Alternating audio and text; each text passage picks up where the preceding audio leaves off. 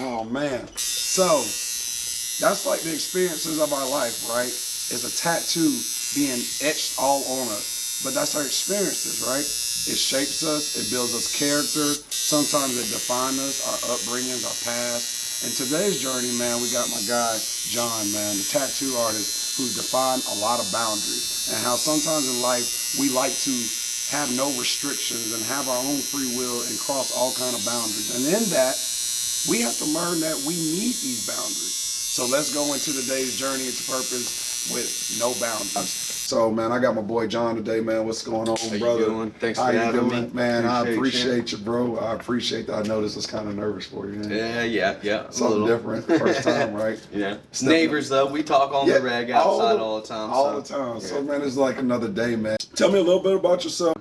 Definitely trying to just stay complacent and stay positive and work every day. Luckily, I'm at a good shop, good crew. I like to do what I love to do, tattooing. I've been on this section of 5 Points for about 10 years, and I've seen plenty of faces and plenty of people that are still around, man. Yeah. And that's the good thing that always keeps us around too, man. We all look out for each other. We're all fucking chill, you know. Yeah. It's cool. It's a community, right? Yeah. So, and that's all thing's about. So, going right into it, man.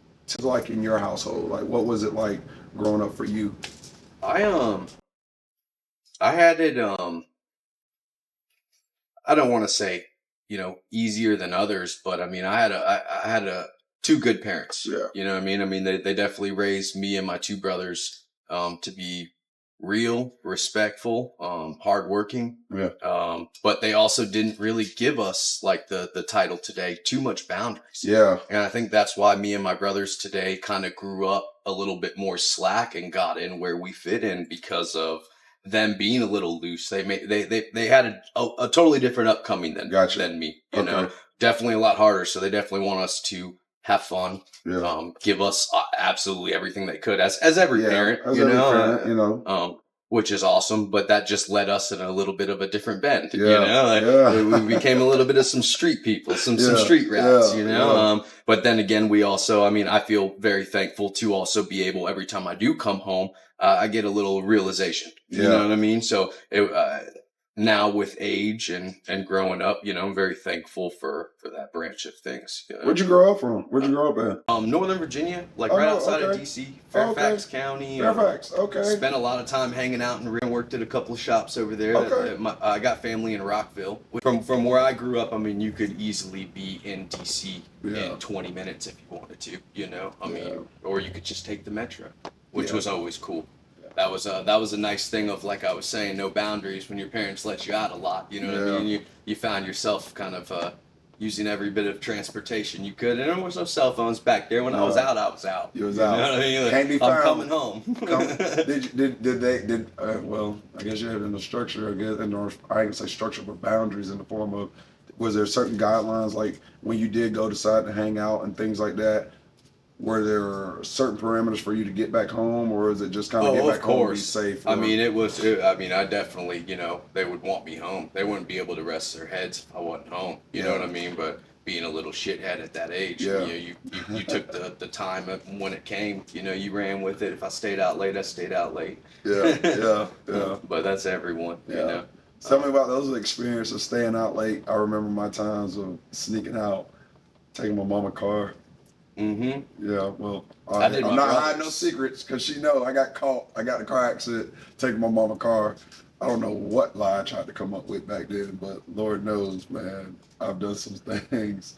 But they were like my own personal experiences, you know what I'm saying? Like my own stories. Like, it was crazy, man. I remember those times. My dad was old school, so like, I definitely did those things too. I got caught a couple times. I remember waking up one time. My parents used to deliver the Washington Post. My parents worked 3 jobs for a fucking long time when we were growing up. They worked at the Washington Post. They delivered papers in the morning. So they would get up at 2:30 in the morning. Okay. I remember this one time I took my brother's Honda Civic out. And we had to park like at the end of the cul-de-sac, like off of a main strip, so they have to go in and out of that to come in. And I remember one time I just woke up to a bunch of cop lights in my face because I fucking parked my brother's car, fell asleep because I knew my parents were coming at a certain time. I was gonna wait for them to go home. They pulled up and thought it was someone that they didn't know in the car and called on them. My dad used to chalk things too. He used to chalk the tires on his truck. Because he knew I would like to take it out, you know what I mean? Getting out, so he was smart, man. Yeah. He would catch on to things, but never really called us out. You know what I mean? It would take. He would have to catch us in the act. So yeah, you were referring how your dad would chalk the tires, which is a smart move by pops. You know what I'm saying, man? How much influence were your parents in your life? I know you said they kind of didn't have all these restrictions. Did you want to share, like, no restriction? Was it the same as accountability? It was definitely restrictions. It was just definitely breaking them. And obviously, with them being, as good people as they are, I mean, of course, we're their kids. So, of course, forgiveness and teaching you what was wrong in that situation and how to improve on that. And, and now I see it as I'm older that obviously, a lot of that I'm using today more so than I was before as any lesson, I mean, it's definitely nice to have parents that ended up being a little more active in your life as well, Like, I mean, we went and skated. We did a bunch of stuff. We come home with broken bones. They're like, shit, I gotta take you to the hospital, damn it. You know what I mean? Like, but most parents would be like, that's done. You ain't doing that again, But they saw that, obviously. Hey, you're a kid. You gotta go out and do some stuff. And of course, like I said, that molded me in what I'm doing today, being able to express myself into what I can do today, I mean, they're hardworking, took care of 3 kids. My mom came 3 kids? in. Brothers, siblings? 2 brothers. I got an older brother. He tattoos. He is 37. Okay. And I got a younger brother, and he does car detailing and vinyl wrap and stuff. He's so 28. So it sounds like all art. Crafts. Yeah, it sounds like art was involved in it. I'm gonna ask you, since you was kind of, seems like you had that vibe, skating and all that stuff. Did you do any like graffiti work? I did. I used to love to do some stuff like that, man. I used to always sit down and still just kind of like dabble in my room and draw. I took a couple art classes, but it a little more structure than what I wanted to do. For some reason, this imagery has kind of always stood out in my head. Like, I remember even going when I was a kid, and I'd end up finding like an old Ed Hardy poster and buying it and just hanging it up in my room. He's one of the greatest tattooers. And then seeing that type of artwork once my older brother was able to get tattooed. Once I started seeing him from growing up into that music life and that culture and making trips and going out and getting tattooed from some really good shops, I started seeing that come home, and I was mind blown, dude. It took me on a different level. It's amazing how what we, as I kind of did in the intro, like the things, our experiences are etched. That helps define our character, right? Many moments like that. Many moments, right? We don't core memories. Core memories. Yep. subconscious memories that we don't even realize that kind of make us who we are. Exactly. Like how we're brought up. And in it our could house. be the smallest The thing. smallest. The smallest. The smallest. Like I remember like you said, art, seeing little things. Mm-hmm. Like I would never even think about it, dude. But like my mom, like I mean, she can draw, she can color. I mean, she doesn't sit there and do it as a hobby or do it. But the times like when we were kids, that's like one of the reasons she would sit down and we would do coloring books. You know, like me and my brother would just do that all the time with her. And now seeing her, sometimes she'll just whip out a pen and paper. Now that we do this, and we're like challenging her a little, and she'll sit at the table and draw what we're saying. And that's so love, man. Yeah, that's crazy. like a nurturing aspect to see that your mom had a form of influence. It's like that was like a seed of her, like she was already in it. Yeah. And she incorporated that into y'all. Maybe she knew it consciously or subconsciously, which is so important about what we do in front of our family members or our kids. You know what I'm saying? Well, I don't have any, but what we do. And when we were getting tattoos, they obviously didn't appreciate it. What? But now that they see this from a different side of things, and we've been doing it for so long, like you said, now it's a little, you know, it's a little, a little level different in of their head. appreciation and respect for one another, right? Exactly. And that's dope, man. That's I think that's very interesting to know that once again, you know, it's very important about how we are as people in our community and things of that nature. I've kind of learned that in a different way in my walk in life. I kind of took a turn into the streets and things like that. And but who I was before that turn was etched in a lot of the friends and family members. So when I made the shift in life to kind of be in the streets and join a gang and do this things and really take that to a whole nother level in my mind, it was mind blowing for some of those parents to see me on the news and to be like, wow, this kid has been in my house. Like this kid is not who I seen, right? And you know, that But then again, a boundaries. stage, even though, you know, I mean, it still doesn't change who you are. Yeah. And those people, no matter what, you know what I mean? I mean, you made choices. Yeah. You made the path that you took at that time. Yeah. But don't change who you really are. Yeah. You know what I mean? Like, those moments, right? Crossing those certain boundaries, like I stated, helps kind of build our character, right? So, but what's ultimately in that is self-reflecting. Like, how do you know who you are, right? I've made some poor decisions in my life with the choices that I had. Not really proud of, but I can't take them back. But in that, I was able to self-reflect to say, in these decisions, who was I? So I am loyal and passionate to a cause. You know, in that time of that transitional phase, the cause was gangbanging. I was passionate, loyal with it, down for my team, learned neglected everything else. all that. Yeah. And once I kind of had to go through that phase of being filtered out, which ended up being prison, right? I started filtering out who I was. So if you remove gangs and remove all that aspect, well, I'm still passionate. You know what I'm saying? I'm still down for my community or my friends and family, right? I'm willing to ride for certain circumstances. Really just, I have a belief system within myself. So that's who I am, right? That's the part of me that had to be filtered out. Remove it for the right reasons, right? Or redirect it. Ooh, I like that. You know what I mean? Bring it back to home. Right. You know what I mean? We're going to get deeper into that about crossing those boundaries and going so far in the deep end. I had to learn to reel myself back in to the shore, and it's been a journey for that too. So, man, you talked about your upbringing, talked about your brothers and your mom. What part did your dad play into your life briefly? When I was younger, he worked a lot. Okay. To be honest with you, in the stages of me growing up, but he was definitely always a figure. You know what I mean? But more so of a figure of like, you know, I mean, me and my brothers, we always ran our fucking mom. You know what I mean? Me and my dad always bumped heads. Me and him were the worst. Yeah. I mean, we even got into. I mean, not proud. You know, but yeah. we would fist fights and shit. You know, I mean, like me and him were not good, and now we have a very strong bond. Yeah. I talk to him every morning. Yeah. You know what I mean? That's like, dope. and we can feed off of each other, bounce off of each other. I'm glad he calls me if something ends up bothering him. You know, but at the time, I mean, and I don't realize this now, but thinking back at my parents' age, at what they were doing and having these kids, like he didn't have no time to do nothing else. Yeah. I mean, think about it. I mean, younger than me. I'm 33 now. Okay. I mean, he probably had us when he was 21, 22, 23, and this dude's having to go work 3 jobs and then come home and like You know be what I a mean? husband, be a father. Like I mean, It's a lot. there was times now that I didn't even look into later. He would end up telling me now. He's like, there were some times when I was driving back from DC. He used to work for Amtrak, the trains. He's like, Yeah, there's times I'd come back from DC and like I'd fall asleep behind the wheel. I'd wake up and like not even know where the fuck I was. Yeah. You know what I mean? Like I've been there and done that. Yeah. Going through that. hmm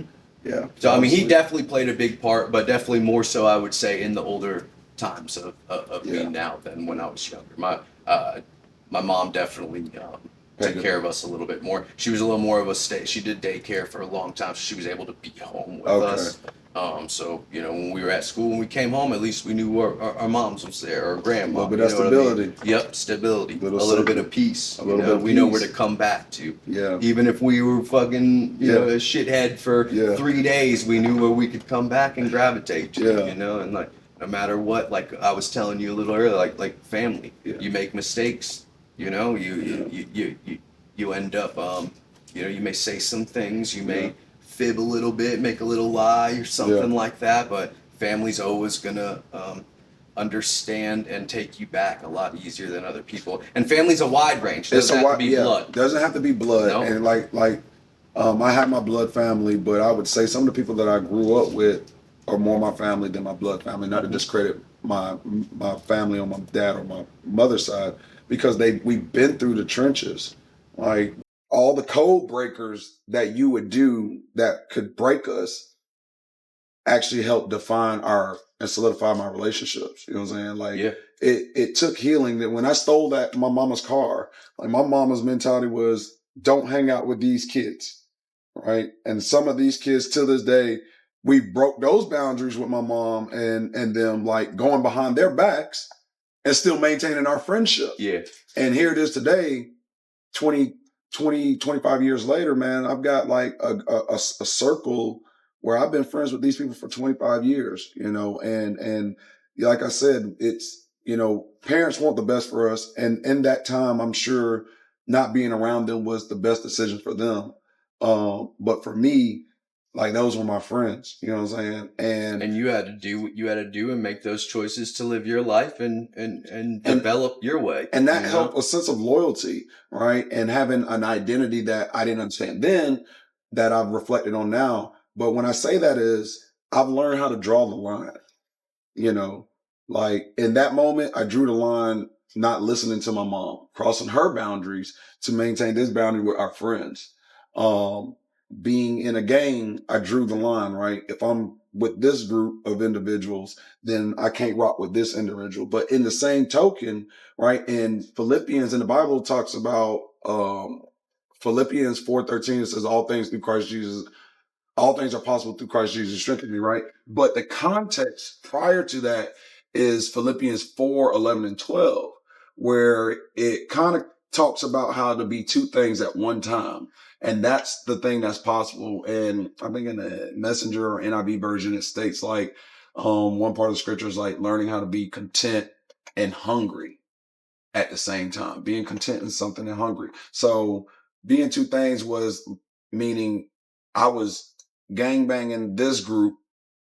And sometimes some of the people that I knew on this side, I grew up with prior and they took this route. And when we would see each other, it was a mutual respect. You know what I'm saying? And we never crossed that line. So I was being two things, one, loyal to this group, but yet still respecting certain individuals and that thing. So did you ever find yourself in a predicament where you had to kind of cross the line, make or a choice? You know what I mean? Like a whole nother path. Like, damn, that's my fucking homie, but like that shit's kind of fucked up, you know? Like, yeah. And that's hard. Yes, you know? I have. And that could bring it back to a lot of things. I have. Like, I have. And that's another like big thing, man, that just that whole lifestyle will bring on you, you know? Like it's hard. Yeah. And sometimes we don't want to do that, or we don't even realize that making that decision hurts somebody. All right. And you have to live with it. But we're going to get into that because you talked about that with your parents and we talked about family. And I want to move into a transition of talking about forgiveness, right? Even if they're family and we hurt, but talking about forgiveness. So one of the things you had to ask about that, we were talking about that line crossing aspect and things, but there was a moment, there may be a few but there were moments that I had a situation where somebody, one of the homies had did some violation. Hell, I was even on one end of that spectrum where I did something that I didn't think was wrong. You know what I'm saying? At the time, because I was being, I guess, compassionate, empathetic to that woman in that sense, and that crossed the line towards my brothers, to my homies, because I kind of knew their situation. And that led to, you know, her hearing about it, going back, telling him, obviously bringing it up, which then led to them being very disappointed in me for telling her something that I shouldn't have sold, or really, I guess, wasn't my place. But as a friend to her, I felt like she needed to know just based on who she was, but that conflicted with the homies. So I was in that situation where I did something with genuineness, but it offended somebody else. So the situation was some things happened, and I told her what he was involved in. So pretty much dry snitch, as the streets call it, whatever. But I was thinking of her like she didn't know this was going on behind her back, which offended them. And that led to them being angry with me, like angry. And ultimately, I suffered those consequences because they beat me for it. All right. Now, I knew both sides of the spectrum. I did that out of the genuineness of my heart. So it wasn't no manipulation, wasn't to get back at them, meaning my mind really did it with my own understanding of being nice and kind and thoughtful of her feelings, not thinking how that was going to affect their feelings. And that's one of those lines that I put myself in subconsciously, you know what I'm saying? And that led to them, we call it a violation, you know, they beat me for it. In this case, with some heavy hitters, but it was a lesson I learned, right? I took them consequences. I ate them bullets. I was angry with them for a time being, but we moved past that, right? And those are things that I learned in my life, you know, being mindful of sometimes staple. Yeah. You know? Like we sometimes we can do things really thinking it will not affect nobody.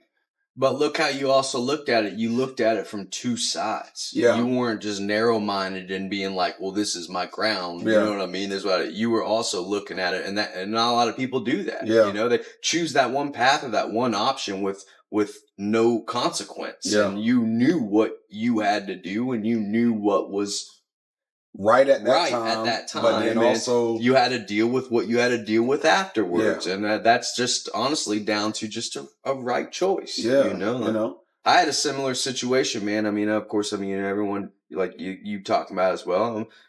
I dealt with, growing up with, everyone changes a little bit of some personalities. And I was in with a lot of wrong Spanish people as well, And at the time, my older brother wouldn't understand that, I mean, bringing that to the house, I was the rebel. I was the motherfucker doing a bunch of shit, and my brother ended up, doing a bunch of stuff to the wrong people or mouthing off to the wrong people that I was associating with. And, I didn't know it at the time, but obviously they fucking plotted on his ass and they jumped the fucking shit out of him. Yeah.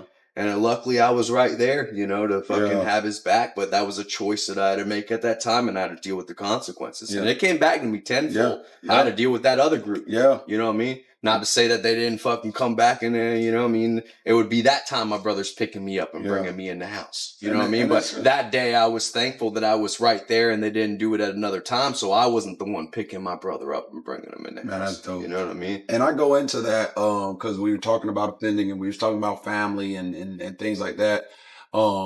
And anger and all that, because they were angry about that situation, you know what I'm saying? And that's one of the things that I watch a lot of people don't know how to draw that line. And if they make a decision in the moment, it could be what's best for them or what they think feels good or what's right, but you can offend somebody else in those decisions. So, our body is not necessarily our own in those regards. Our actions sometimes can offend it. And our life, right? Our life is, I learned this when I was in prison. I made all the choices and decisions to put myself in prison. And when it came time to eat that bullet, I'm the one who ate that bullet. I ate it, right? Physically. But emotionally, those decisions hurt a lot of people in my life, right? Which led to me learning that I've got to be mindful of the decisions I make, you know what I'm saying, which goes back to those boundaries. Like, I can do everything I want. I can justify it however I want. And there's many decisions I've justified for myself. But it comes with consequences on the back end, and you have to start learning what matters most, who matters most. Unfortunately, you can't please everybody. And in those situations, you know, you don't realize that some of your decisions in life, you could say, I'm grown, I'm single, I'm this and I'm that. But those decisions can also affect some other people in your life. And you have to know who's important enough in your life that you don't make decisions to offend people, which goes back to our life is not necessarily all about ourselves. You know what I'm saying? It is not about ourselves. So that goes back to that free will and that choice in the Bible that talks about, like, Eve made a choice for herself. She didn't think about Adam. She didn't think about God. She made a choice. And it states that, like, she seen the fruit. She liked it, thought it looked good, and she thought it would make her wise. And she bit of it. And then Adam followed suit. But her decision affected everybody, ultimately, even the world that we live in today, because we're all suffering from those decisions, and we're suffering from Adam's decisions because of nobody sees the long game. But going back to anger and forgiveness and all that stuff, the Bible talks about that when Jesus was on Sermon on the Mount and he had a multitude of people gathering and all the disciples were there and it was a teaching moment. But he talks about anger in Matthew's 5, chapter 5, verses 22 all the way down to 26. And this is the NLT version. And it says, but I say, if you are even angry with someone, you are subject to judgment. If you call someone an idiot, you are in danger of being brought before the court. And if you curse someone, you are in danger of the fires of hell. Now, all this obviously is a spiritual concept of, you know what I'm saying, fires of hell, judgment, court. Like, we're going to have to atone for this stuff. We're going to have to be held accountable for that. All right. So now this is what's important though. So if you are presenting a sacrifice at the altar in the temple and you suddenly remember that someone has something against you, once again, someone else has something against you. So meaning you may be okay, but if somebody else has something against you, he says, leave your sacrifice there at the altar. Drop whatever you're doing. Maybe you say, I tithe at church. I show up at church. I do good things for people. I do this and that. Says, this is how important God's kingdom in an aspect of, says, leave your sacrifice as something, and leave your sacrifice there at the altar. Go and be reconciled to that person. Then come and offer your sacrifice to God. So make amends. Make amends, right? Because the kingdom is about prospering people, not yourself. You do these actions that help develop you while you're show. Exactly. Yeah. Not for show. Going back to what I'm saying, he says, when you're on the way to the court with your adversary, settle your difference quickly. Otherwise, your accuser may hand you over to the judge, who will hand you over to the officer, and you will be thrown into prison. And if that happens, you surely won't be free again until you have paid the last penny. You know what I'm saying? Mm-hmm. Meaning we're still going to suffer consequences. Yeah. And if you don't handle that accordingly, then you're going to suffer for all of that. And you're going to have to do that wholeheartedly. And I had to do that when I went to prison. You know what I'm saying? Like, I even made amends with the individual, but it took time. And by the time I made amends, I did it before I caught my time, but I still had to suffer for those consequences. You know what I'm saying? And a lot of us don't want to. A lot of us want to make decisions in our life that we don't think we're going to suffer consequences for. And God is watching. Or just not acknowledge it. Or not acknowledge it. A lot of people just like to sweep it under the rug nowadays. Yep. You know what I mean? And move on with their lives. And like you said, when that judgment comes, now you got a rack list of poisons. It says how do you make amends at that point? Yeah, because it says the fear of the wicked shall come to pass. You know what I'm saying? And I don't want that to happen in my life. So forgiveness is huge. He says, and like you also, like you just told me, sorry to cut you off, but like you also just said, like, you made amends with that person. Yeah, like both sides. Goes to show both that sides. you actually ended up having some feelings and wanted to make amends from that. I felt bad. You know, I mean, there's a lot of people nowadays who just screwed up. Pay my time. I'm out of this shit. You know what I mean? Like, it's how you build off of it. And unfortunately, like, It built I hate character. that. Yeah, exactly. I wasn't an empathetic person. And there's not a lot of people that are doing that nowadays. You know what I mean? I didn't care about a lot of people. I made a lot of decisions all by myself. I was self-centered. Yeah. And didn't think about it. But forgiveness is deep. Says ask for forgiveness so that you shall be forgiven. Right? And people say, well, I ask God to forgive me. It's a two-way street. We are the church. We are part of his kingdom. People matters the most. That's what that scripture is about, man. I want you to build relationship with my people, with your people, with my children before you even ask forgiveness. So if I ask for forgiveness from God, I still got to come to John and ask for your forgiveness. It's a two-way street to that. Yeah. It's not just, I went to God and asked for forgiveness. Yeah. You're still offended. And if I still want to do what I want to do at that point, I've made a mess. Yeah. But I've got to put myself out there to say, hey, man, can you forgive me? If you don't mind me asking, how long did it, because of course that has to all stem from you obviously realizing I'm changing a little bit, I know this is wrong. I want to make amends from it. How long did it take you before you switched kind of attitudes like that? Okay. And stemmed off? You know what I mean? Like before you started that thought process, like I would like to reach out to this person. Like you got hate, you got a lot of stuff built up in you. You know what I mean? Like a lot of feelings balled up in that shit. And like some people can recover from that fast. Some people want to react on that and either still do bad or it takes years. Yeah. Like how were you able to kind of transform that into like, yo, you know what? Like this is what I got to do. Okay. Was it getting back into Christ? Was it reading the Bible? Was it a lot of that, or was it like one day you just woke up and you were like, yo, you know what, man? I gotta change this shit. Oh, let me figure it out. But my house got shut up. They got shot up. Things like that. And then one day I finally made that decision. I had a gun, pulled it out, and a friend of mine or somebody at the time, we did a drive-by shooting. And at the time, I didn't think nothing of it. But I'll never forget, dude approached and kind of told us like somebody's mom got hit. You know what I'm saying? And that's what kind of led me to go into prison and things of that nature. And that hit different because I was like, what if somebody would hit my mom? I know how I reacted when they shot up my house, how angry I was, how destructive I became, how I couldn't finish school. So then all that acknowledgement of how somebody did that to my house, and then I actually hit somebody, we was involved in somebody's mama got shot. You know what I'm saying? Like 2 people were shot, but the mama found that out, that hit different. That had hit different because she ain't had nothing to do with it. And it led to a conversation a lot of people didn't know. My mom ended up knowing the lady, and we ended up talking to the lady. And this is something I don't think few people know, but my mom went and talked to that lady and just kind of played it like a innocent neighbor game. And that lady kind of revealed that her niece was sitting on her lap at the time of the shooting and just walked away, 3 years old. So that hit different. So I like, damn, I could have had 2 murders and a 3-year-old who ain't had nothing to do with that situation. And that's a path you just weren't thinking of the full spectrum. You know what I'm saying? Because at the time, those people we felt deserted. Yeah. We didn't care nothing about it. We hit I probably wouldn't have cared nothing about it. But hearing, I was like, man, they don't deserve it. What if that had been one of my dog's mama? Yeah. How we would have reacted. My mama. So then would have done a lot more. Right? So I could only project in that way, like what kind of storm was coming our way. You know what I'm saying? So I had to lay low from that. And eventually we got it caught up to us.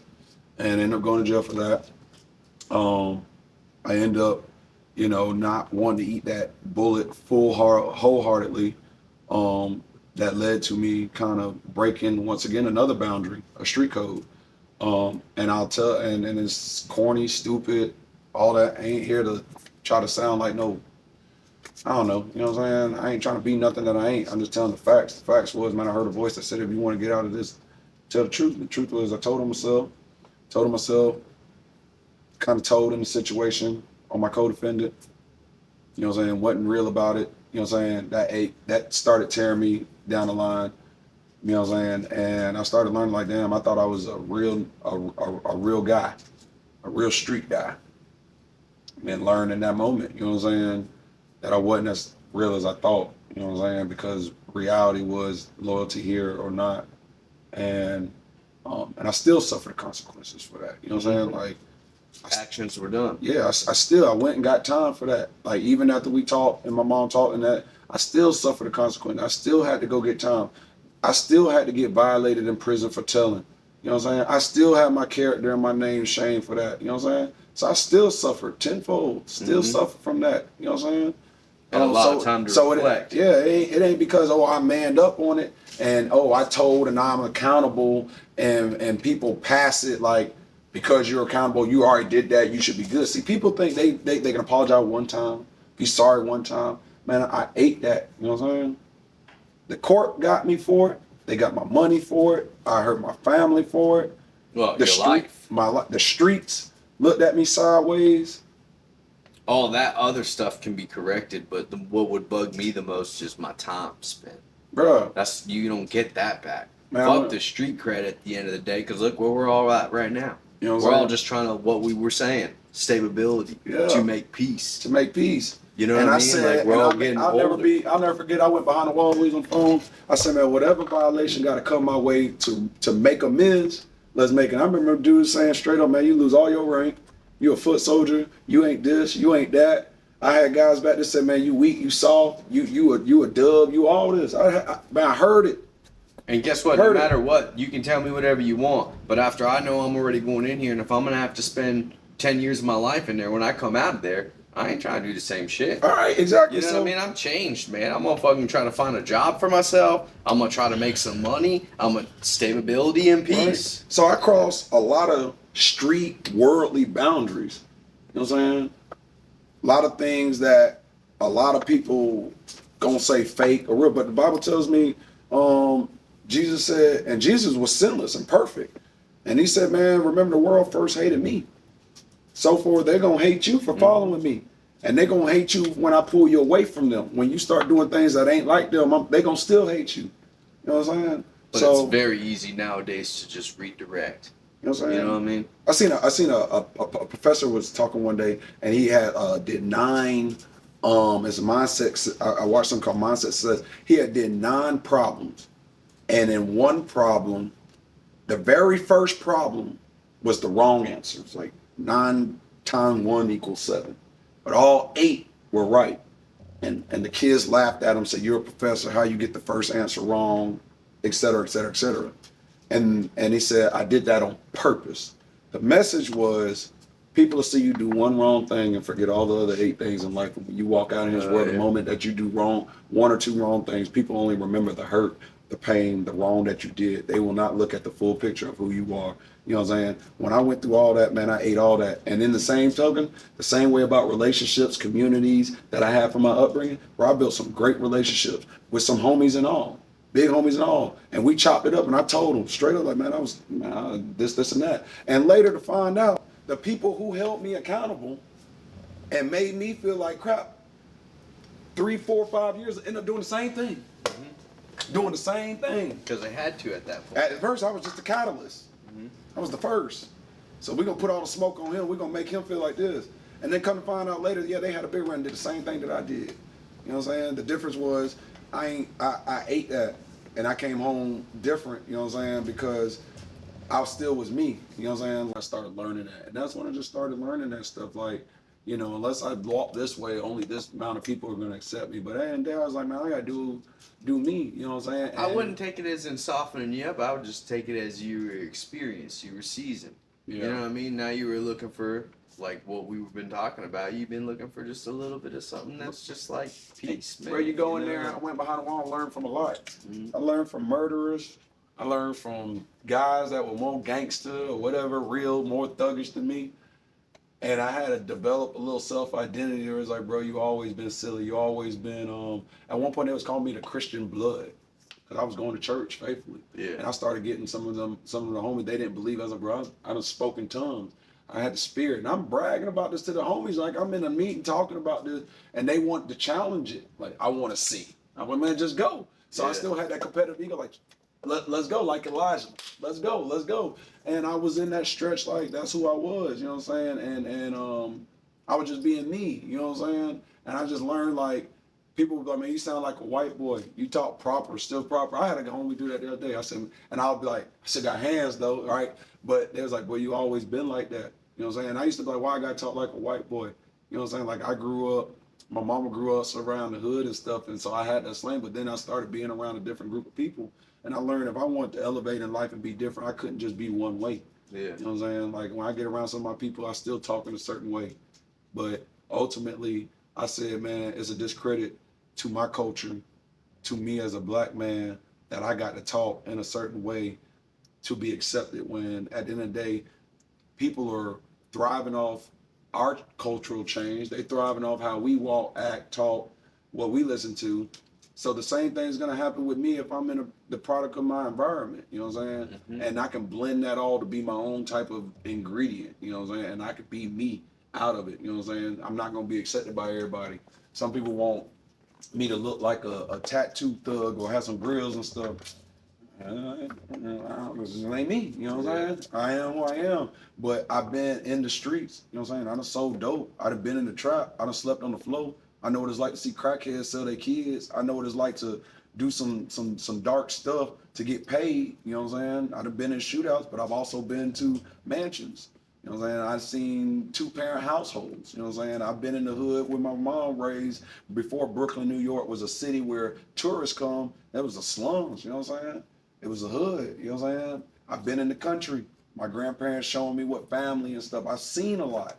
You know what I'm saying? And I just took a lot of that and just Like you said, cultivated it. Seasoned. You know what I'm saying? And I'm defined based on what I've learned, the experience, the tattoos etched in my mind has made the character who I am. It ain't got nothing to do with fake. I just didn't decide I needed to be one thing. You know what I'm saying? And I'm sometimes respected for it, accepted for it, and if not, it is what it is. You know what I'm saying? But I look at the people who are successful. I look at the people who are happy in their life. They know who they are. You know what I'm saying? I've been corrected. I get challenged. I get criticized.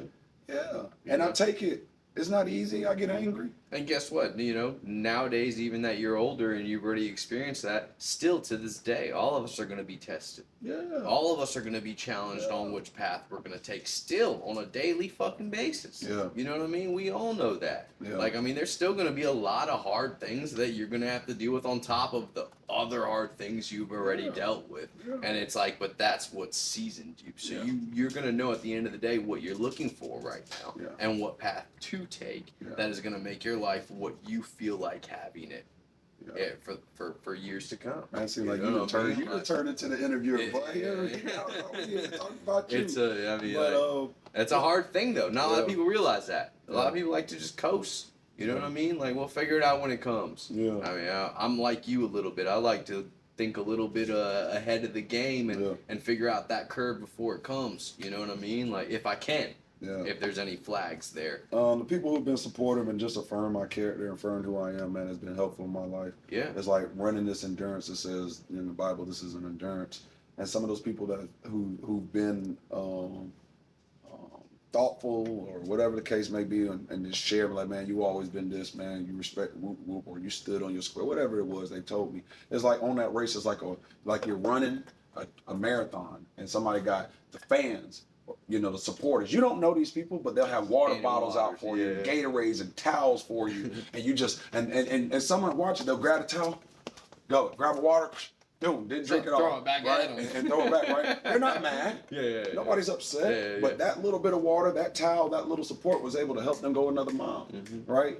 You may not got the full appreciation for it, but you helped them get to their journey and their destination, and that's kind of how I figured I wanted to be for people in life, because we all go through it. You know what I'm saying? I came home and that was another journey. Had to learn how to make it as a felon. Had to learn how to only take jobs that's willing to accept me. I had to learn that relationship. I did a lot of things thinking about me. So even though I came home different, there were still things I had to grow and learn. That's another challenge. That's another self-reflecting moment. About yourself more. Yeah, you know what I'm saying? Like, I'm in it for me.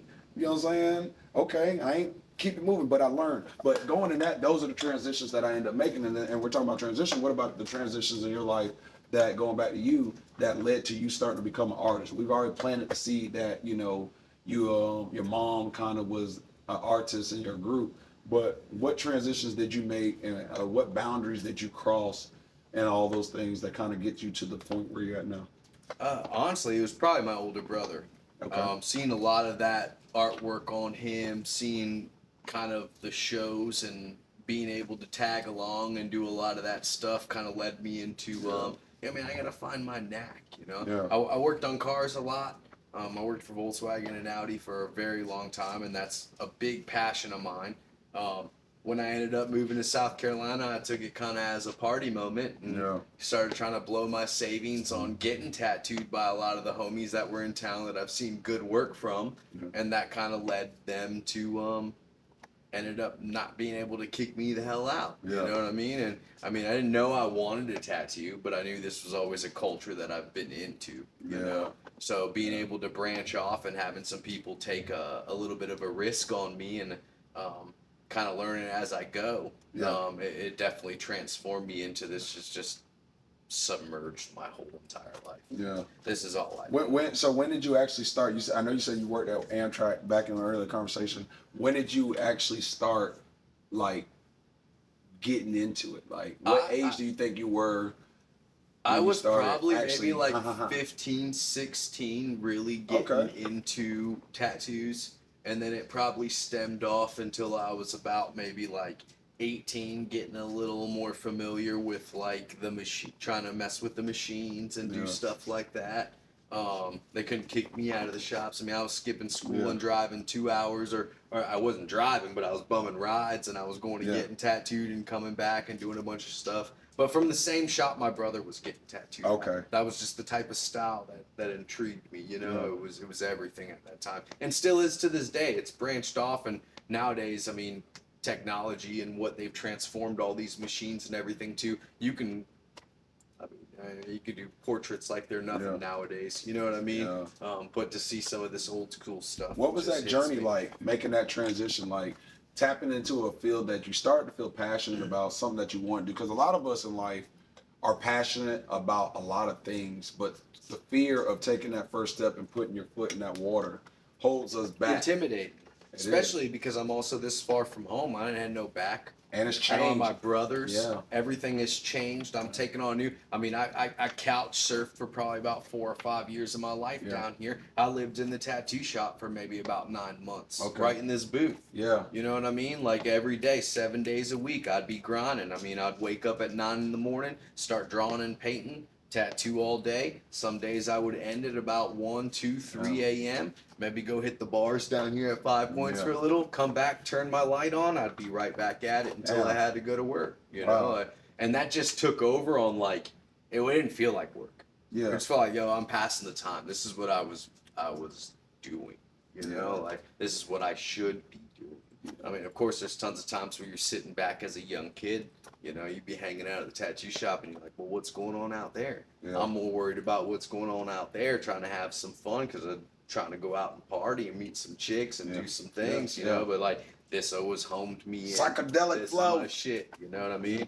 And it'll never change. And it's good to see. My older brother just recently started getting it. He's been tattooing maybe about 5 years now. So it's cool to be able to feed off of him now, and that's the dude that started it all for me, you know? Just getting the tattoos. Now that's crazy because your mom was the artist.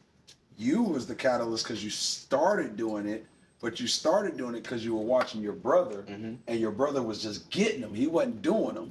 And now you're the first in your family to actually do the work part and put in the grind and set the standard. Branch off, move. Right. And I didn't know that at the time, but after talking to many different artists and many different people that have been in the industry, I mean, double the time that I've been in. Most of the time, when you end up wanting to fucking do it, you gotta move. You gotta take a chance. You gotta move. You gotta branch out. You gotta. I mean, if you want it, that's what you gotta do. And that's most things. You know. This right here is a journey. You know what I'm saying? I mean, Columbia, South Carolina. I mean, you know, to some people this is like a small place, but it's like, yo, man, I came here and I made this small place my big place. I made my big place. You know what I mean? Man. Like, I mean, how many people that are born and raised here that still, you know, I mean, they're still like, you know, trying to figure out what they want to do. This is a big party town, and I came here to party. You know, and I still enjoy partying. But it was cool that with all that party and in all that mix, I was able to still find my little knack. So you were talking about, like, we were getting into that. You said, you know, you found your own home, like you came back to your own base, which was here. I think, you know, partying and all that good stuff in South Carolina, and that's kind of like the concept of our story today. You know, these boundaries that we cross and these things and these experiences that we go through, but you got to somehow find a way to reel yourself back in to what you're passionate, what you're focused about. walking that walk or beginning to walk and trying to walk that walk with Christ, there'd be a lot of times I don't want to read my Bible. You know what I'm saying? I don't want to do a lot of things. My feelings don't align with what I need to do, but I also want bigger things. So it's like I'm learning through a lot of work with pastors and a lot of people from church and even healthy marriages because of things that I want. It's like, man, you got to like work your patient muscles and your faith muscles and your strong will muscles. So you going out, tapping into partying, and then coming back in your transitional aspect of learning how to be an artist or what that period looked like, you had to work your self-discipline. That is a muscle, that's a mentality that you have to find within yourself. So you pull yourself back here, you're partying, you're having fun, you doing all kinds of who knows what, what kept you grounded into just staying consistent? I think I've always just had pretty good mentality of limits, self-control. Like I know if if I'm partying a little too hard, when to home it back in, or maybe when to take my ass home, and I think that comes into play on the times where I knew like, yo man, well, you're trying to make something of yourself. You've had this opportunity handed to you right now, and this is the direction and path you're trying to go in, so you're going to have to sacrifice some other things and see what the outcome is. Yeah. I mean, just like anything, it's like what you end up putting into it is what you're going to get. So if I ended up, denying half those guys on when I should stay there late night and clean their shit or do what they're telling me to do and paint and do all that, like if I went out and was just partying and trying to chase tail all night, you know what I mean? I probably wouldn't be where I was at today. So set, like we talked about before, like maybe setting some goals. Like maybe I already had those goals set in my head that I wasn't going to waste my time. Yeah. And I was doing this for a reason. So I definitely at that time gave it everything I had to get to the point that I am today. Yeah. And I still have goals. Yeah. I still got a lot of goals. I'd love to own a shop one day. Okay. And if it ended up being with my brother or solo, but main thing right now is just like anything is place. Yeah. Where do you want to settle?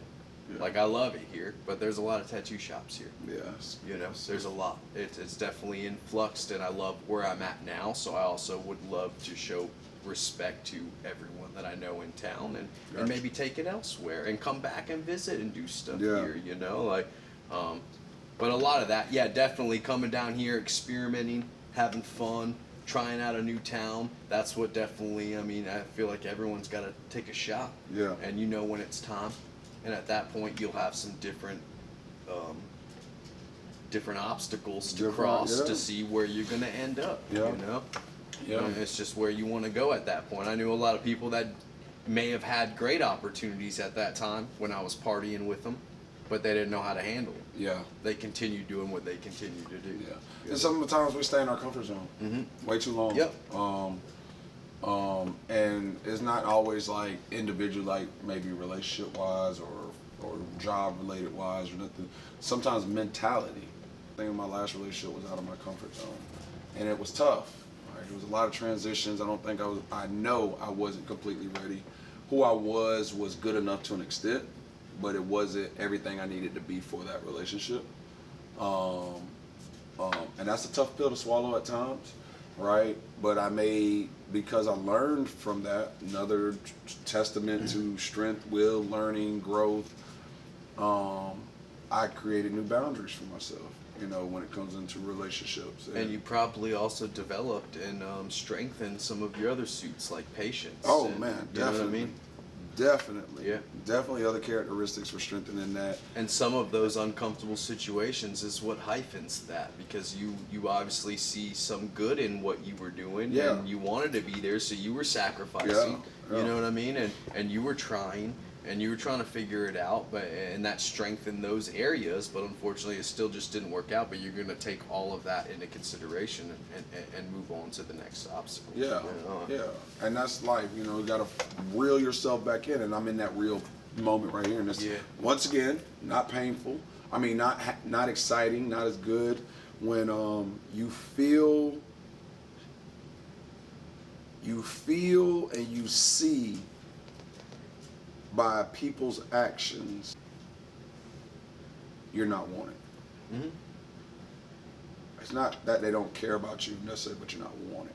don't take much. Well, that's true too. It don't take much. And you see the effort and energy of somebody else, and you just look back and say, okay, I had that opportunity, you might have messed up, you know what I'm saying? But you have to detox from that, you know what I'm saying? And that's what I mean by I don't take much, is the effort and energy. Because just like anything, if you have a passion and you love it, and that's what's on your mind, I mean, hey, dude, you're gonna chase it. Right? You're gonna see it. You're gonna it's chase patterns. It. It's what the other person can visibly see, actions, reactions, all of that. All that comes into play, man. And if it starts going a little downhill, trust me, tons of red flags. You got gut feelings. Usually your gut feelings to every person is usually fucking right. Yeah. So it's like, I mean, you would know no matter what's right and what's wrong in any situation. It's just at that point, what the fuck are you gonna do at that time? Yeah. You know, like, I mean, relationships are hard, especially nowadays, man.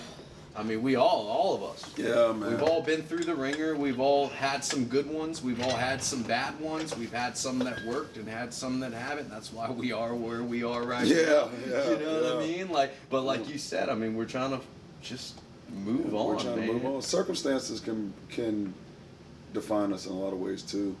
Some circumstances break us. Some circumstances strengthen us. Some circumstances make us fall off. You know what I'm saying? And I had a fall off moment in the last few weeks and months where I showed even like all that growth, all that mental fortitude or strength, will, and all this. You know, the devil hit me in a way that brought back the old me in a form, not necessarily all the way to an extent, where I had started to show a lot of immaturity in my emotions towards situations. But was that a build up before that happened? Because someone can only take so much.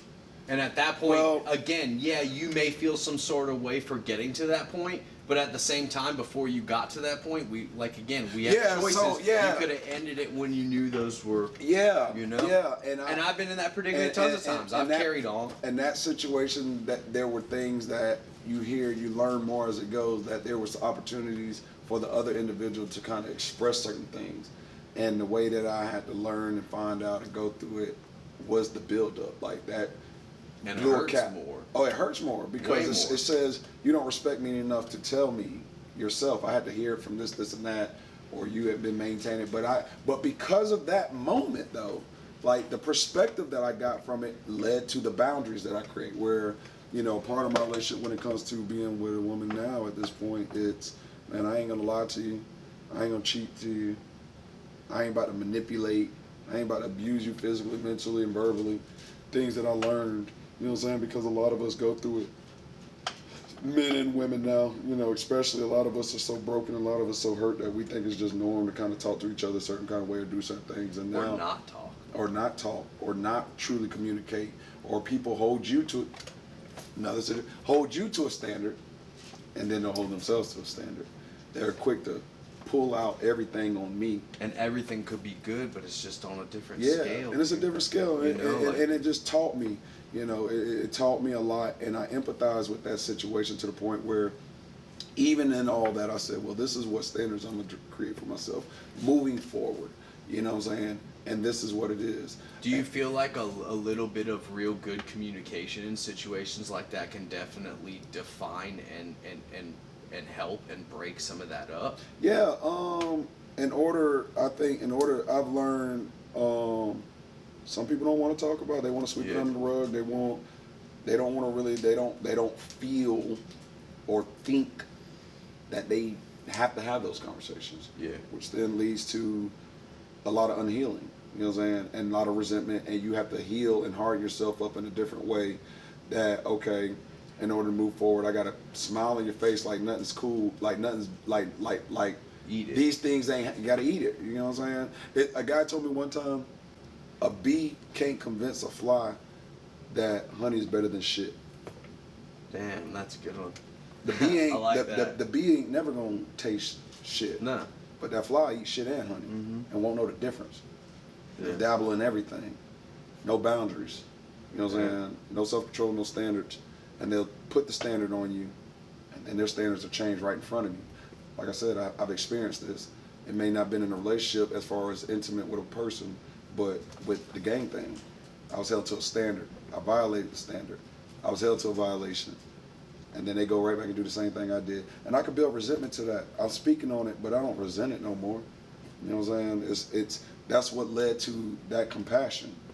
I know how that feels. That's empathy. I know how it feels. But that's also where you're at. Why you are where you're at today. Yeah, like you said. Because you were able to move on and realize that. Yeah, and it hurts. Most people that would sit in that grudge, man, you probably would still be in that fucking spot that you were at, just trying to figure out your shit, or maybe cop back up and be back in the shit. And God wants us to move forward, but He will bring us to remembrance to the things that we've done, because He's not the one to forget what we've done. And I've learned for true healing, you got to face those demons, man. Got to face them demons. You got to face them past. Even if you don't want to, it's good to get it out of the way. Man, I've had conversations with my mom. Here it is later in my life now. Well, I mean, essentially that's what you were talking about earlier. You know what I mean? Like you had to confront and talk to, you realized you had to make amends. Yeah. That's facing demons. Yeah. You know what I mean? That's hard for you at that point. That is facing a demon. I got to get this off my chest. I want to make amends. I want to do this. And that don't mean they're going to reciprocate it the way you expect either. Yeah. You may not get the outcome. It could be want. worse. It could be worse. It could be worse, but you're doing what you know at the end of the day is what you have to do. Yeah. And just you know what I'm saying, pray for it. And I've had those conversations with my mom. These are the transitional things that I've led to growing. You know what I'm saying? We got to pull ourselves back in. If I lose myself in too much of this, I know what I can become.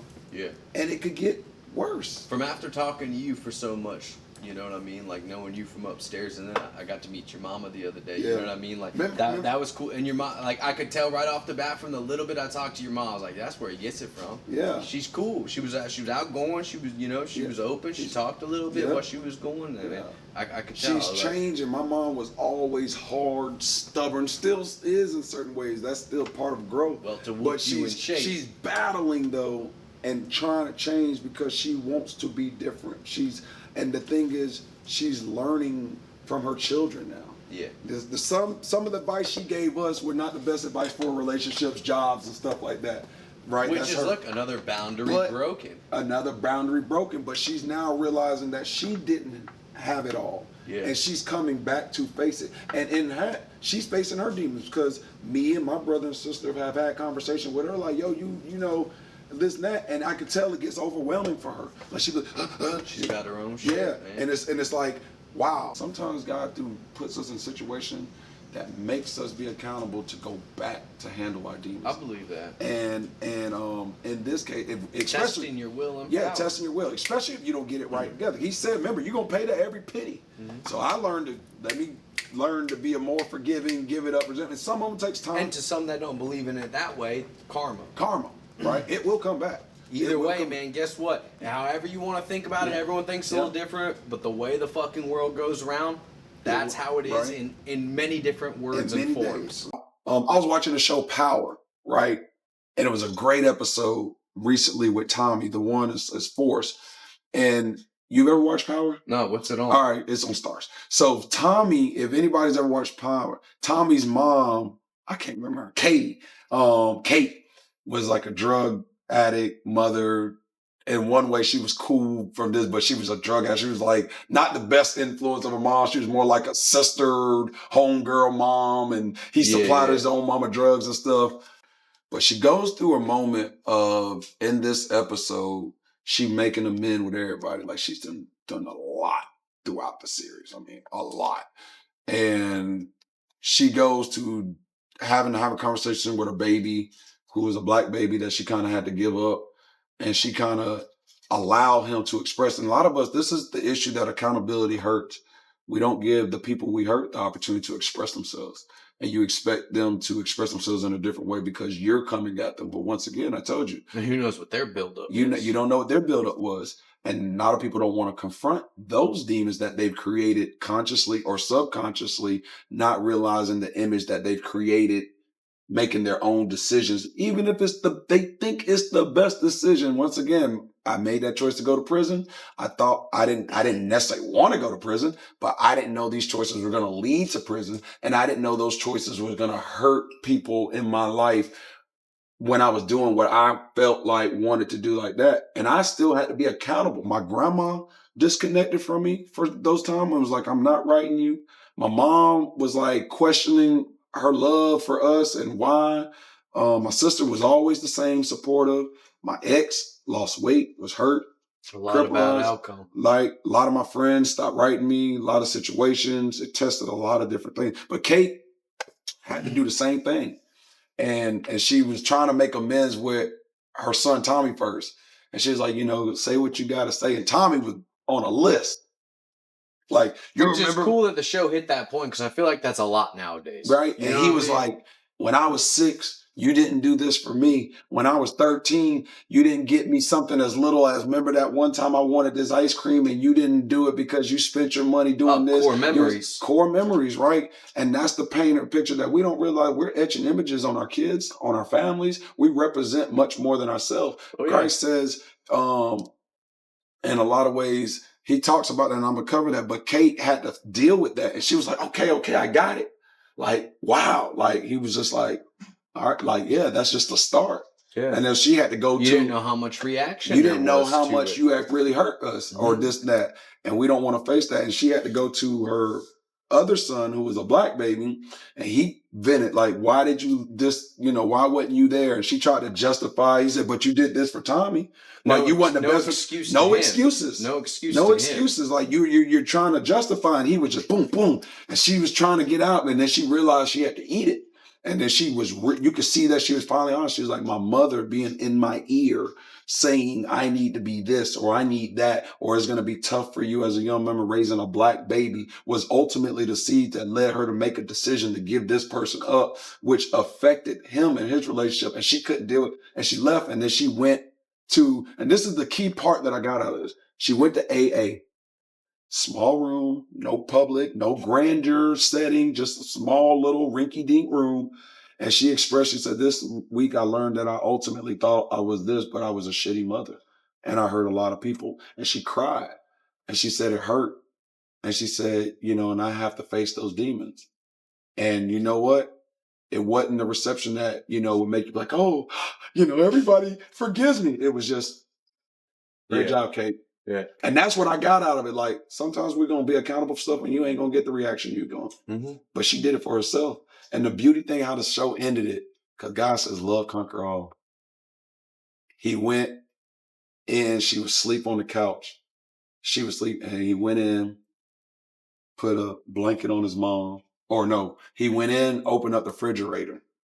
And the ice cream that he brought up to her at 13, she had in the refrigerator. No, and he opened it and he was like, wait, hold up. Like, this stuff. And he ate out of it. And he was just like, And then he went, woke his mom up and was gentle, like, come in. Yeah. And I thought it was so sweet because all the buildup of the pain that they'd been through and those 2 moments, you know what I'm saying? And that's like Christ. Like, how does it feel to be in a world where he came in to help us out? You know what I'm saying? And he came in the world to do something for us. And he knew from the beginning time, whether they believe in you call the Most High, Buddha, God, Lord Krishna, whatever you may, Allah, whoever you got, but the key is he knew everything before. People was going to believe in Christ, believe in God, believe he was a prophet, believe he's the son of God. He said at the right hand throne, I don't believe in God. I don't believe in it. Believe in science. He knew all that. Yeah. All that. And still say, man, you know what? I'm still going to be merciful. Your kid's going to be okay. Their kid's going to be smart. John's still going to be all right. Your mom going to be okay. Your dad going to be okay. You about to be a uncle for the first time. Yeah.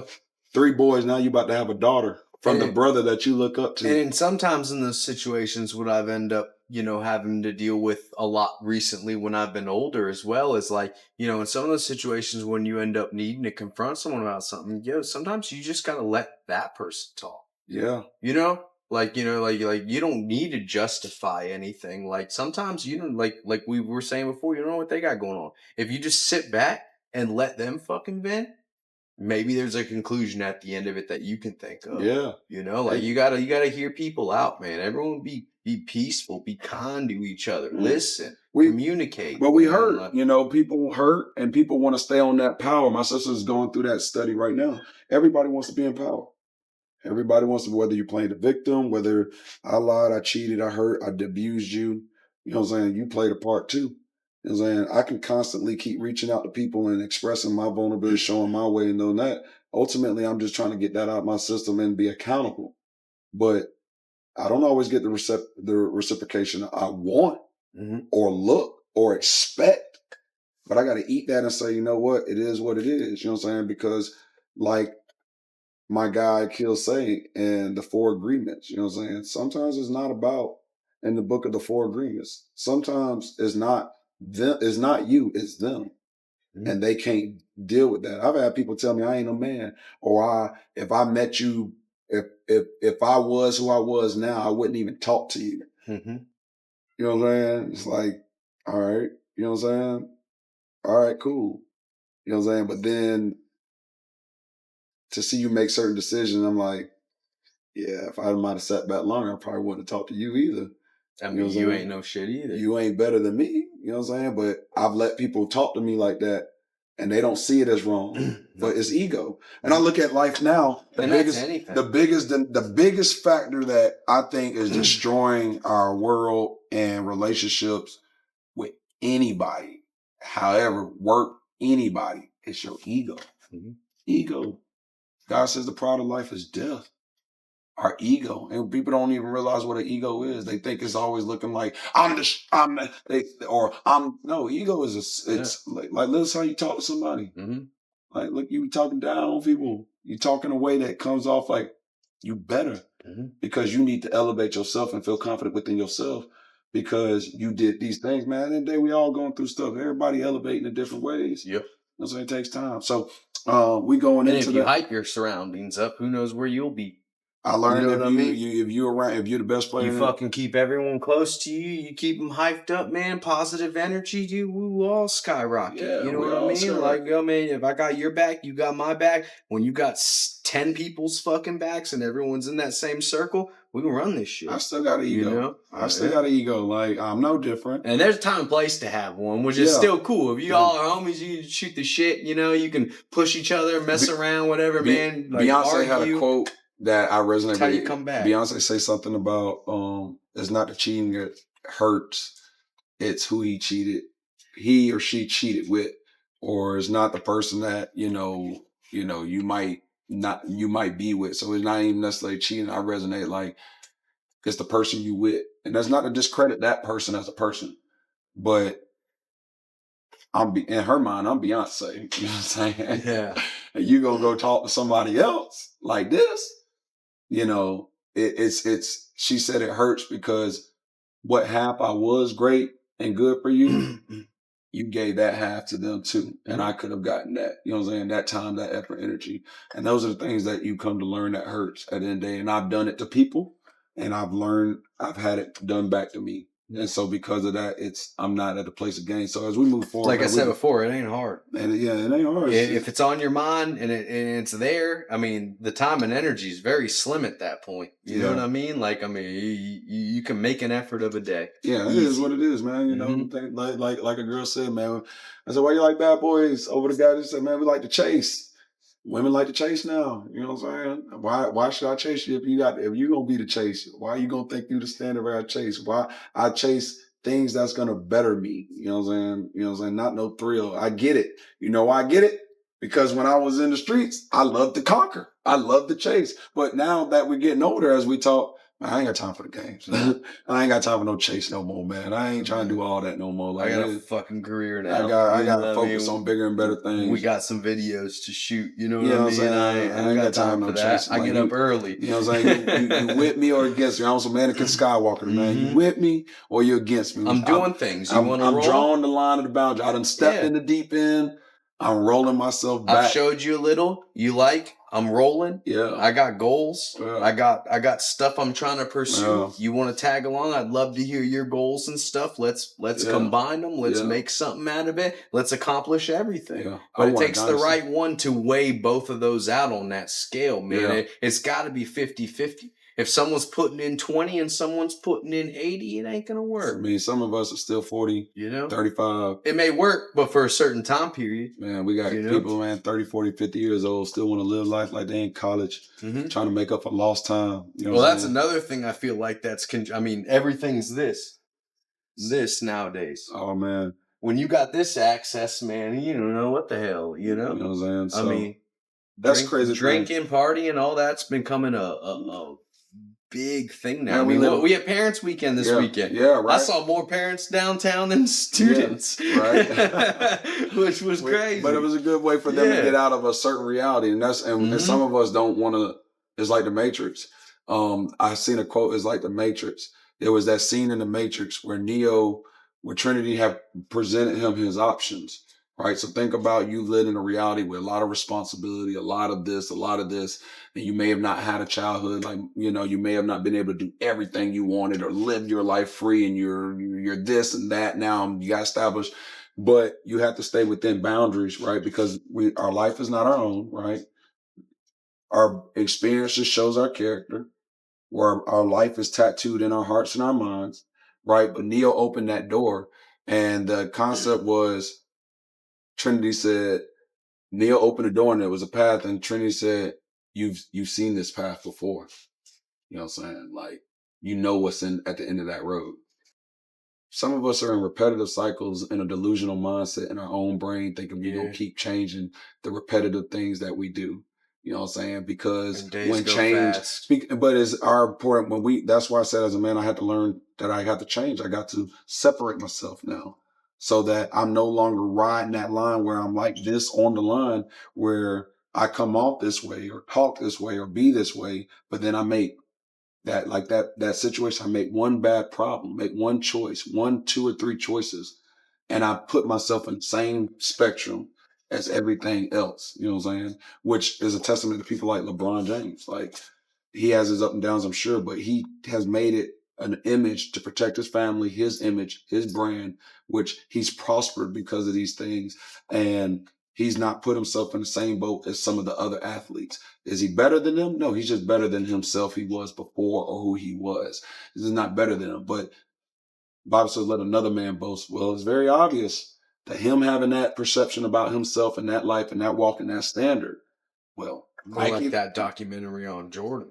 Like, his fucking mama knew what was up from the get-go. Yeah, dude, that movie, you know what I mean? Right? His mama won't play no So games. we got to make, a part of your journey in a lot of different ways. We covered different aspects, but we talked greatly about, we didn't even really talk too much about the transitional aspect, but some goals. What are some of the goals? You said you wanted to open a partner shop. Shit, and, like Jordan, man. You know what I mean? Of course, I want the best of the best. Well, of course, I want my family to live as long as possible. Okay. Do you want kids of your own? Of course. Okay. Yeah, man. I mean, I'm a big family man. Of course, one day I'd love to definitely hunker down with the right girl and have some kids and be able to interact with all my brothers and their kids and my parents, and hopefully they're still around at that time, and can see everything. I would love to open up a tattoo shop. Location is everything, like I said before. Yeah. Waiting on my brother to see what the hell he's gonna do too. Yeah. But about to be an uncle. I mean, I'm about to be an uncle. That's a goal, right? Do you want to be involved? Yeah, and help influence? Of course. And it's you said the first woman in the family. This is the first. She is going to be female. very protected. Yep, Gia. Spoiled Gia. You can call her G. G. She's she's the first female in the Kritselis family. We're stoked that she's coming along. My mom is more stoked than anyone. And it hits me a little hard too, because like I said, I'm the first one to branch out from the nest. You know what I mean? So like, they're all still real close together. They're all going to grow up together and get to see that build. And my little brother's in a very serious relationship as well, and that's probably to come very soon also. Yeah. And a lot of the older generation is dying off as well, man. I mean, my grandma, actually, my mom's mom right now. My mom's going through a lot. My mom's actually she's 92. Mm. I mean, she's had cancer, she's had a lot of stuff going on, but she's fight it all off. She's very strong. But willpower, like we talked about before, like she's giving out now. My mom's going through a lot, trying to help her out right now as we speak and get her up to speed. So it's always something that homes you back in. You know what I mean? Like it makes you think about everything, and like with a new life coming on and the older generation leaving, it's like, damn, man, another fucking decade, another generation. You know, so it's like I don't want to sit on these goals for too much longer. I'm 33. Years have been passing over here. Yeah, man. It don't even feel like wasting them. You know what I mean? It don't even feel like I've been in Colombia for 13, 14 years now. Like I feel like I just packed a backpack and got in my car and left my parents' house like a year ago. Like, but that's what goes to show that I love what I do. I love where I'm at because it never feels like a year has passed. You know. And what is your niche when it comes to like these tattoos? And you know what is something that you like? You know, something maybe your audience or your customers to know about you when they come to get a tattoo here at this shop or personally with you. What is something that you know they're gonna kind of get? You can feel comfortable. You're family here. You know what I mean? You can always come in here. You can always hang out. You don't even have to get tattooed. Just stop by, introduce yourself, know how we are, hang out for a whole session. I don't care. You can hang over the awning right there. I mean, if you got something cool to talk about, we'll talk. You know what I mean? We've always been that type of shop. And that's what we carried on from all the other shops that we've been at. That's how I've been growing up from getting tattooed. I get it is a very uncomfortable situation. Some people are very intimidated of the situation, but that's our job to make you feel very comfortable when you come in here. You got any shout outs to anybody that you want to shout out? I know you was talking about a guy that y'all grew up and knew who's now part of INK. It was an INK Master. Jimmy Snaz is a good guy. He worked with us here at Divine Street for a long time. Me, Darcy, Del Piori, Jeremy Lewis, I'm Jonathan Kritselis. We all ended up tattooing over at Divine Street for a long time. That's where we kind of learned. We opened up Sickle and Moon, and we travel and we guest out and we branched out and met a lot of people. To one of probably the closest homies to me that really sparked an eye and gave my brother all of the tattoos on his arms. My brother's fully covered now. He doesn't really have a damn spot left other than his face or his neck or his head. Josh Brown, Lynchburg, Virginia, James River tattoo. He gave me my first tattoo, and he gave me probably one of my last or biggest tattoos on my whole back.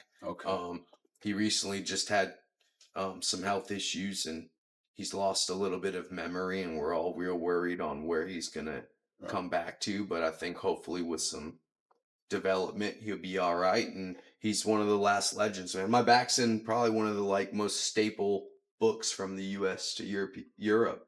I got it over there. My back's just, they say he's one of the last old dudes with a little bit of magic, which is pretty cool. That's dope. And you would never think about it, but his shop's just right there in view of Main Street, Lynchburg, right in the Blue Ridge Parkway. You know, he went back to home base, kind of like you. We were talking stability. Stability. You know what I mean? Peace. Peace. Right. He worked outside. He's traveled. He's done everything.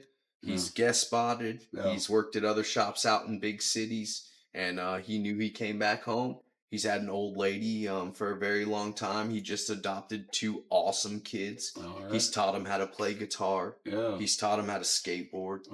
He bought them fucking dirt bikes to ride around on his land. You know what I mean? Like he showed those boys some stuff, which is cool. Just like he showed me some stuff from the time I was able to inflict a little bit of pain from him, but it was a learning aspect as well.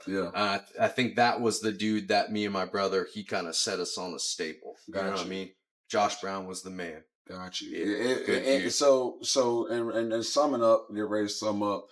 Some of the tattoos, we didn't really get into throughout your tattoos, but you know, it's more so about the life experience that are etched into our minds, into our bodies, to our spirit, you know, the soul ties that we created, not just sexually. How many of your tattoos, you know, actually have meaning, or if they have, you know, purpose on them? Because we talked about some of the tattoos I'm getting, and I've defined each of my tattoos and the purpose. So about you. Well, first start getting them to make it easier on the family, of course. Yeah. You know, I mean, some of like the first one or two ended up having some meaning to them. After that, I kind of just got them off of style, off of look. Yeah.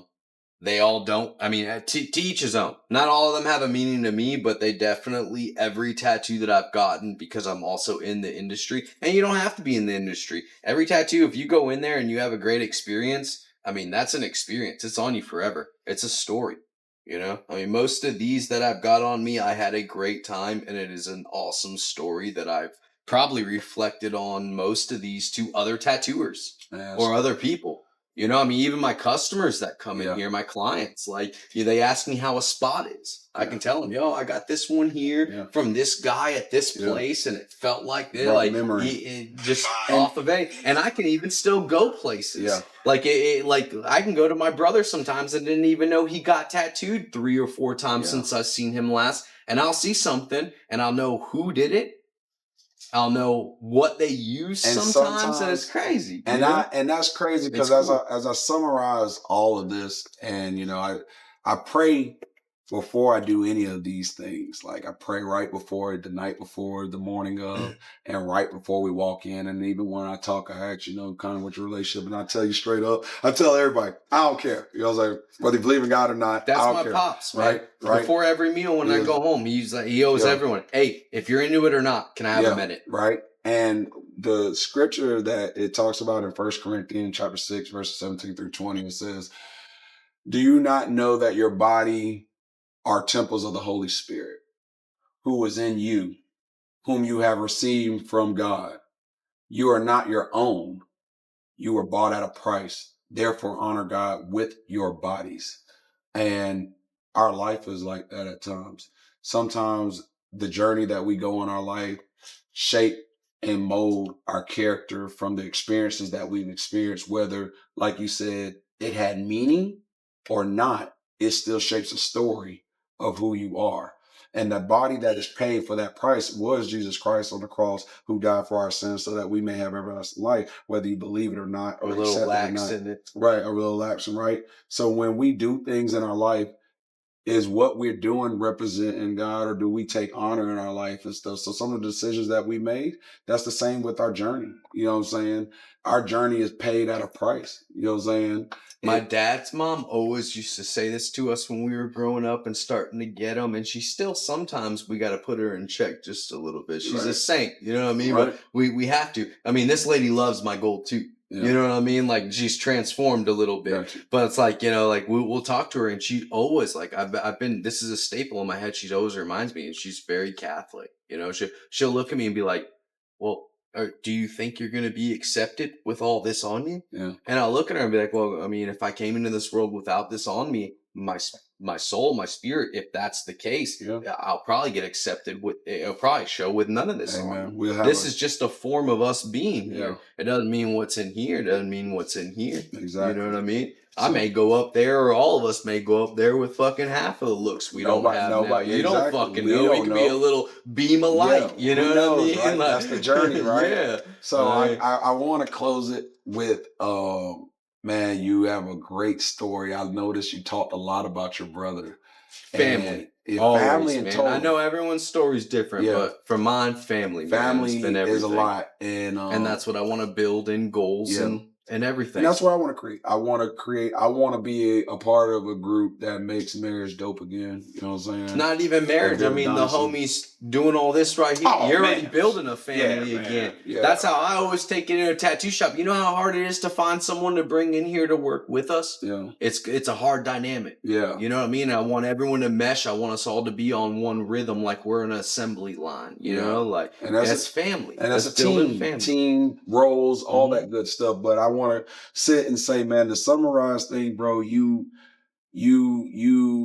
are a catalyst to your family, bro. And catalysts sometimes bear the weight of a lot of different things in life, but a lot of people play the factor in your strengthening of your catalyst, your brother, your mom, your dad, your younger brother, your family here, your community, all help shape and cultivate you. So I've learned that we all have to appreciate everyone, and we have to put ourselves in position that people are going to build us up, cultivate. And it's hard. right? When we step out of our boundaries for so long and do what we want, our comfort zone around, so it's hard to be around change and growth and something that's not normal, something that's not our fantasy world that gets us, because we have to live in a reality. We've opened up that door as Neo and we've seen this path before. But if you want something different in life, you're going to make different steps. And it's building your mental fortitude on that journey. And it's not easy for me to do this. It's not, some people want it. Some people talk about it. Some people go halfway in, come back out. But that's part of our journey and you have to figure it out. And if you want it, like you said, the effort and attention you show people or show these things shows where your priorities at. It shows what you want. Sometimes we're chasing situations and like a dog chasing his own tail, and we think we're doing something different, but you're not really taking time to ultimately do what this podcast is here to do. Yeah. Self-reflect, face those demons. You know what I've also noticed in all this as well is also like, is everything is like communication. Like just the times I've been able to talk to you, just this helps a lot of people. Don't forget to fucking talk to people. You know what I mean? Like every time you pass by and I get to talk to you, just this podcast, like being able to vent a little bit, let everyone vent a little bit. Everyone will probably go on about their day just a little bit more at ease if you were just there to listen just a tiny bit. Never know who needs to be talked to. So, but man, you're deep, man, and I like I said, man, we could probably talk on and on and on, man. But well, that's tattooing too. Yeah, I mean, people come here for therapy. Oh yeah, straight up. Oh yeah, you know, it's a form of therapy. Yeah. So, man, you were dope, man. We said a lot, man. Family is huge for you. You're a catalyst to a lot of different things. I wish you the best on your growth and your goal, becoming an uncle, moving forward in your life and everything. And appreciate you guys, and pray that that this helps you out in any form, in any fashion. If not, the conversation has definitely helped me out. And you became my interviewer at one point. Maybe talk about things we But yeah, look, I was intimidated to do this, and look what ended up happening. I told you, trust me. Nah, y'all made it easy, man. I appreciate you guys searching out, man. You guys are doing a good thing for this area, and it means a lot that you guys reached out and definitely being in the neighborhood. You know what I mean? That we get to interact and chat all the time. Not just for the interview. Shout out Sickle and Moon. Y'all come check them out. And shout out to my media team and my boys, AK4K. Love them boys. Believing in the vision. Like I said, this is a part of a journey for myself. And, we're going to see where it goes, man. And we're going to take it, man. You've heard it, man. We're going to take the punches. We're going to give them back, too. So, and wait for the next one. And wait for the next one, man. Y'all have a good one, man. And y'all stay blessed. Peace.